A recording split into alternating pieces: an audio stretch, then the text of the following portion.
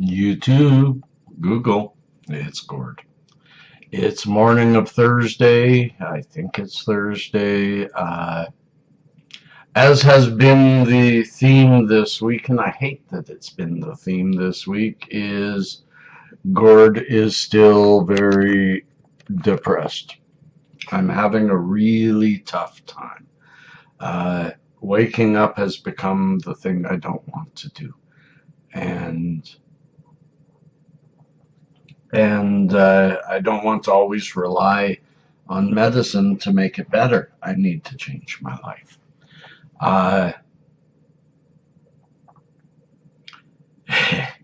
But that is not why I started this Wake and Bake. I started this Wake and Bake because yesterday I read about more problems going on in Canadian weed, Canadian cannabis medicine, and I'm concerned, and I didn't want to wait till Weedy Weekend.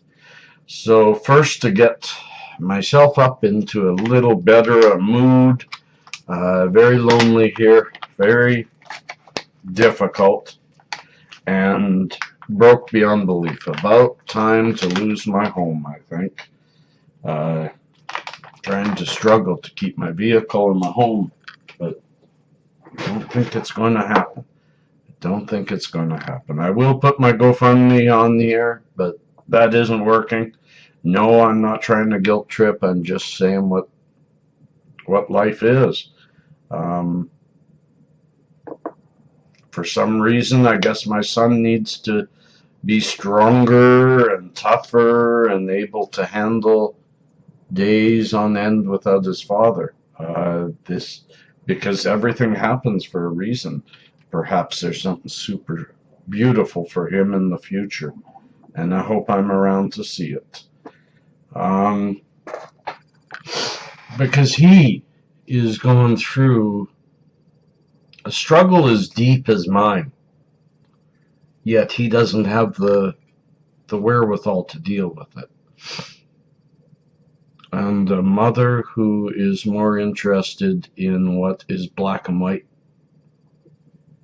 than what happens here. Cheers.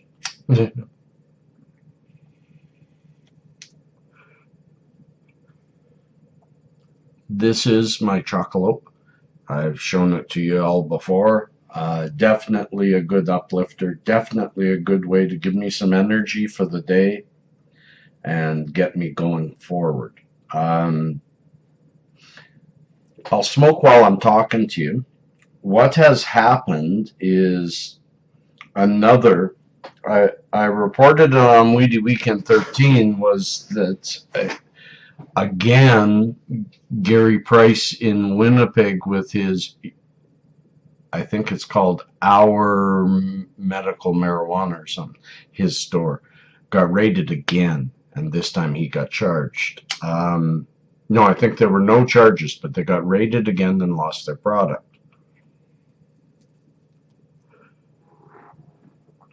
When the store loses its product, there are hundreds. He had over 400 patients who no longer can access proper medication. That's a large number of people all of a sudden having to go to the street to find some kind of illegal medication when somebody was trying to benefit them with proper quality medication. Why the cops did this? You might think it was just Winnipeg cops, but now that there's been another one and the raid on Cannabis Day, I'll tell you about the other raids shortly, but the raid on Cannabis Day and arrests seems to show that there seems to be a push that hasn't been spoken of for local police departments to start laying down the stupid law on cannabis.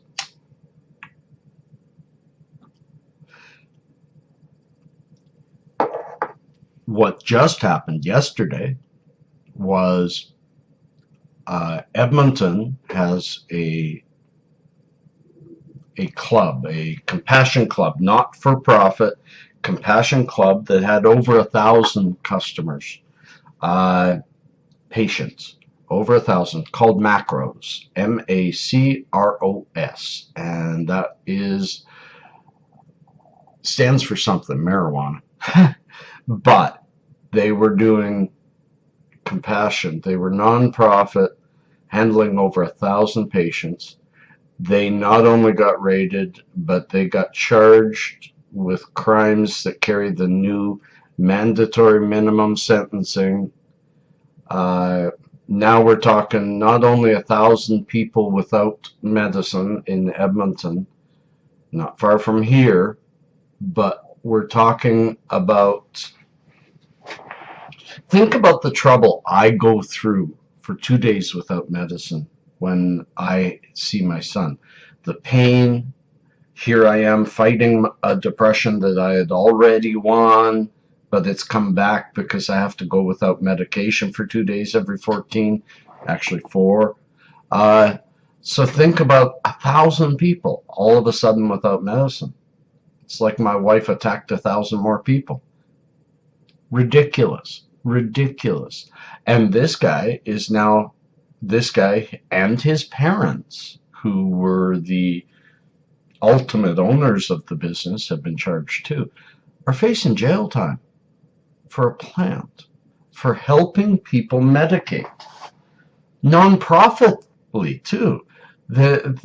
They're running a compassion club, not a dispensary. They're not even making money on it.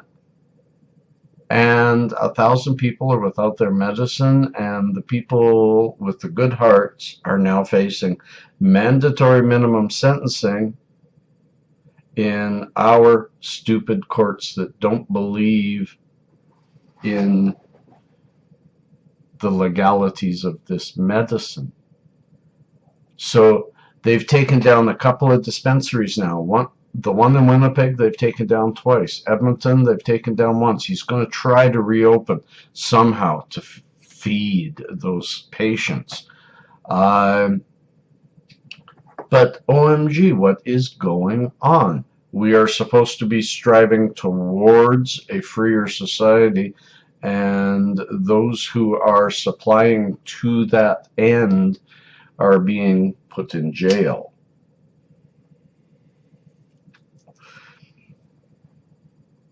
All of M.A.C.R.O.'s product was taken, all of it.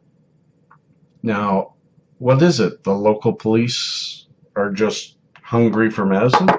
I don't know. That's why I say that we had an agreement by justice over a year ago, years ago, that really we were in the decriminalized state, that police were going to leave the end user alone, and that I read somewhere that all sheriffs, all police chiefs were given a memorandum to, leave the little guys alone. This doesn't mean go after the big guys that are doing it legally under the MMPR program. It means go after the illegal guys selling crap on the street, non-medicinal pot. Sometimes it's good. I'm not saying all you growers out there are bad and dealers and all that, but I'm saying as we move towards legality, that was what we were told that we were doing, and now they're attacking the stores that deliver to the patients and follow the rules. It's a sad state of affairs, and I'm calling on all you Canadians that watch my stuff, contact your MP. Say we want it to stop. I've already written mine yesterday. Deepak O'Brien. I've already told him I'm not putting up with that. He knows he's lost my vote because I don't vote. And I have spoken with my MP many, many times. He knows me. He knows that he won't get my vote. But what he doesn't get when he doesn't listen to his people that aren't even voting is a very vocal person saying, those of you who do vote, don't vote for Deepak. He's conservative. He's hurting our future because he's allowing this to happen.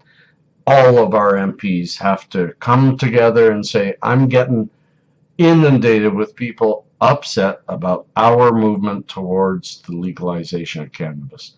It's time for people in Canada to rise up. What is truly happening with the licensed processors deal, LPs, you have to go to a license. Once you get your card, once you've gotten your prescription, you have to go through an LP. These LPs are gigantic. Tilray, Tweed. Tilray has already gone to New York now and is multinational. I don't want to pay multinationals for my weed.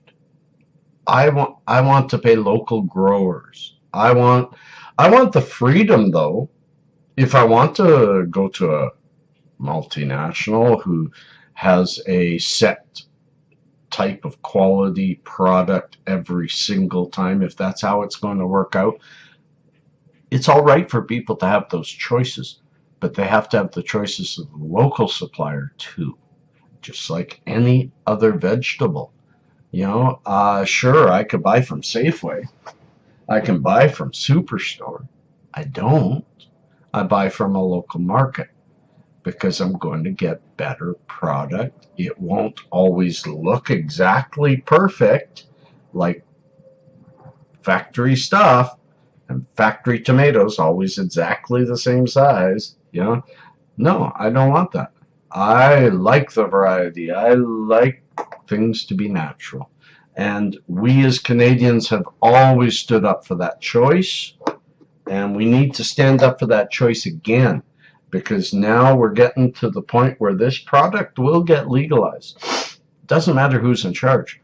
But if we go with the licensed processors, the licensed suppliers only, and they weed out all the little guys, Canada, a wonderful, wonderful place for growing this medicine, could be a world leader, but not this way.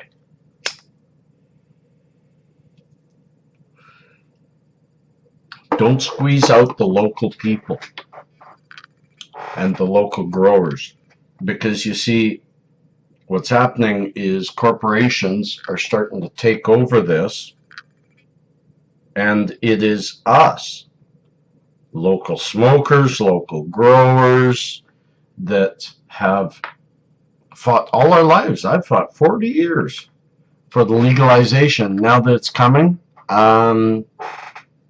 it's not over. The fight isn't over, because it's how they legalize that's really, really important. Do we still have the freedom of choice, or are we going to have to go to a pharmacy and get only what a doctor has told us fits our condition? We should be able to go and just get anything, regardless of a condition. Cheers to everybody.